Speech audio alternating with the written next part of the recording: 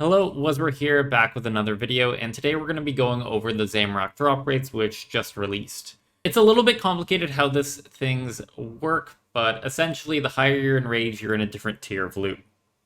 And they first summarize these tiers, and as long as you're inside this enrage band, it doesn't matter. So if you do a 210% kill and a 299% kill, you'll get identical loot, or at least you'll roll identical loot. So primarily, I'm going to focus on all 15 tiers of this loot, just so we get a good concept of all of it.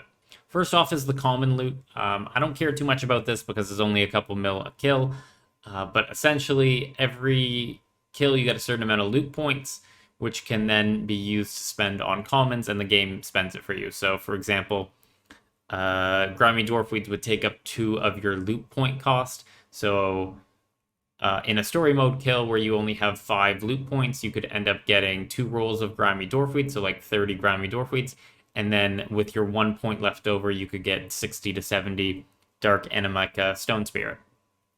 So roughly, I'm going to assume that each loot point here is worth 125k. I think that matches up pretty well with what people have been seeing. People have been seeing like 2 to 2.5 mil in 99s, and then for the high enrage kills, they're seeing about 17 mil. So that works out about for that 125k point.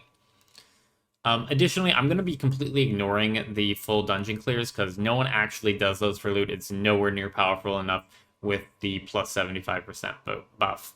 For the rare chance, once you hit the drop table, it's going to pick a random item based off these percentages. 9% for each armor pieces, and the Chaos Rare Ability Codex at 16.5%. For the bow piece and the Codex of Lost Knowledge, it actually changes with Enrage. So at low Enrage, the Codex is more common, but as Enrage increases and increases, it goes down, and at over 2000 Enrage, you have a 22.5% chance of getting a bow piece and 25% chance of getting the Codex of Lost Knowledge. This means that as your enrage increases and as you move up to higher tiers, actually hitting the drop table will be more valuable. Again, they give you a bonus for completing the dungeon, but I'm going to ignore this here because everyone's going to do their 25 runs and then forget about it.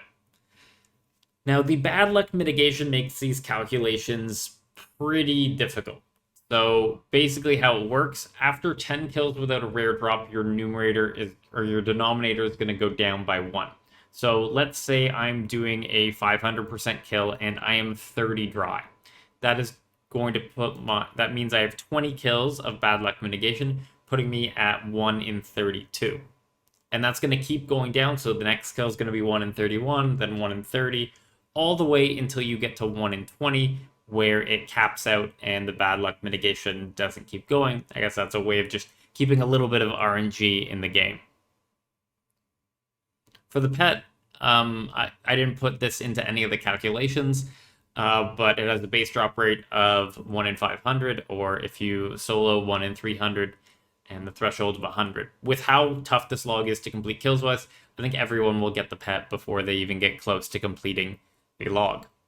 So let's get into some calculations. And how I calculated out the drop rate was I ran simulations.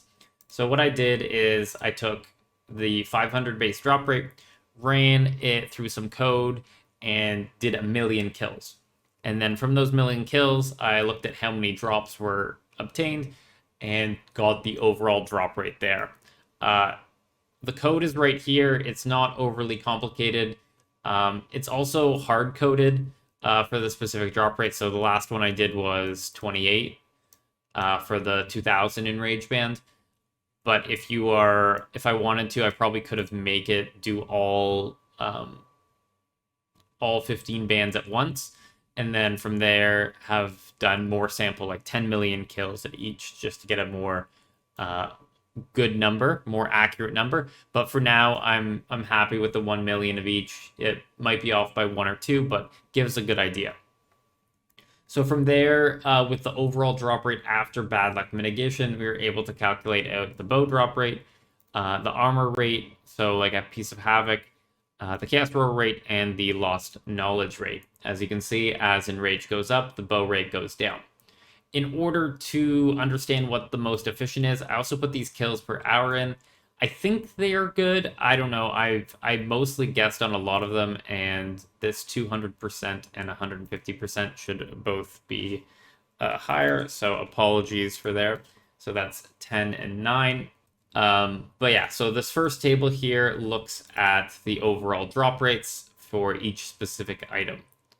The next table here is the amount of hours it takes to get a specific item if you camp that enrage. So on average, if I were to camp 500% enrage and I would be getting 7 kills per hour, then I would be getting a bow piece every 27.6 hours. And if we look, the minimum amount for a bow piece is 22 hours at 0%. But because the bow rate increases as our enrage goes up, it's pretty flat throughout the board. Like pretty much every enrage you do out, you're going to be between 20 to 40 hours to get a bow piece. So that's at least good on that front. Like it seems like the bow pieces are pretty balanced. It's just the rest of the drops are way more common early on. Then we have the armor rate, and because this is just a static 9% for a specific item, as enrage goes up, it's just going to get worse and worse and worse. So if your armor piece is off log, you should probably be camping low enrage and not high enrage, even if it's boring. And then the Chaos Roar does the same thing. And the Lost Knowledge Codex, the Blank Codex, is just so common that you're not going to run into that for log issues, and it's still the most common at 0%, with 1 every 8 hours. So that means if you do like a 5-man 0% hour, you're probably going to see like 1 lost codex every single hour.